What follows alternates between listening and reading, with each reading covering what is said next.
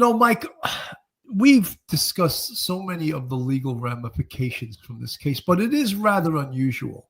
One incident, you could actually say there's more than one incident, but one incident that led to all of these cases, and it's the murder of United Healthcare CEO Brian Thompson. But yet 3 different jurisdictions trying to prosecute him. Your thoughts? Yeah, Bill, this is a very unusual case to say the least, and I think we all know that because he was caught out of state. So you've got the Altoona PD doing a very important job because they stopped him. They did a Terry stop. They arrested him for having the ghost gun and for having the fake ID, and that was the precursor to everything that came after that, being charged on the federal side with terrorism, with the death penalty, murder based on terrorism with the death penalty at stake, and then New York City. We saw the perp walk and everything. This case is so unusual. I actually haven't seen one like this in decades. And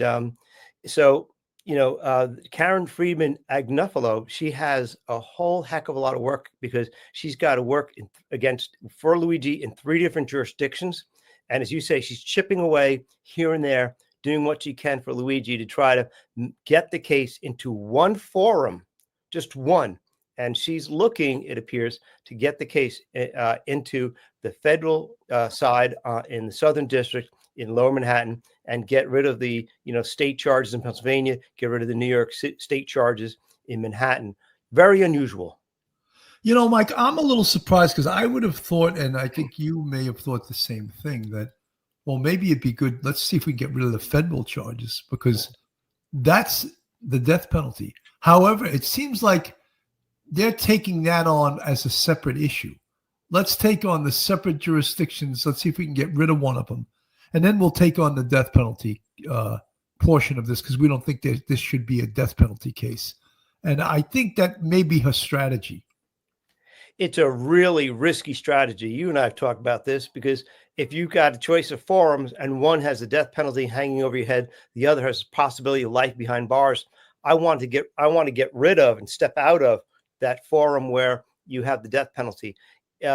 Maybe she feels that because the Southern District, the jury pool will be from Manhattan, Bronx, Westchester, Putnam, Orange counties, a larger section of downstate New York, rather than just have the trial take place in Manhattan with only Manhattanites, people who live in Manhattan, being on the jury. Maybe that's what she's thinking. But to me and you, it's counterintuitive. I would want to get that case as quick as I can out of this federal government into the state government, where I then could do a plea, perhaps say, look, life behind bars, we'll take it, but we got to get work on this death penalty thing.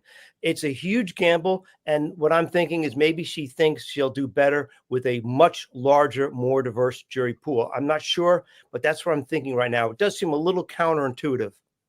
Mike, one of the things that some people that follow this case, they're saying, this could be a jury nullification case. I don't see that. I don't see that at all. I think in a place like Manhattan, a place like New York City, even the feds prosecuting it, they can get people that will rule fairly in this. And I don't think that it's got all of that spirit behind it that, oh, yes, he was justified because healthcare is horrible in this country.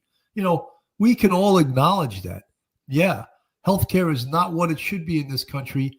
And huge corporations are making billions of dollars off the backs of the poor and people, the uninsured, and people that are just trying to get whatever affliction they have covered. But that doesn't give you the right to go out with a 9mm with a silencer and shoot the CEO of United Healthcare in the back in cold blood on the streets of New York City. So I don't see this as a jury nullification case, but there's many people, you read the chat as well as I do. Right. There's many people that come into our chat and they're really mad and they get pissed off at us for even saying this. Oh, Luigi Mangione is innocent. Okay, dude, go have another drink. It's really ridiculous, but I don't see this as a jury nullification case. How about you? Bill, I agree with you on the guilt or innocence. I don't see this as a jury nullification. I think you can get 12 people looking at that video saying, Yeah, I might look, as much as I might dislike the healthcare system, that what I see is cold-blooded murder, and I don't equate it with some sort of moral act. Like Luigi it did something ethically wonderful and his killing Brian Thompson is the moral equivalent, and they cancel each other out of the insurance companies, denying medical benefits. I don't think so at all. The only thing I think when it comes to jury nullification is what if you get death, if you get a unanimous jury voting yes, he's guilty, and you go to the penalty phase. I think now it may be harder to maybe get 12 people to say, give him life. Don't put him to death, because maybe someday he'll realize, the wrongfulness of his actions.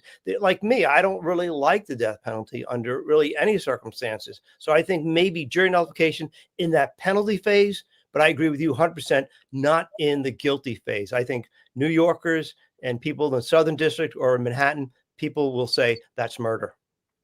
This is the little video of the shooting here.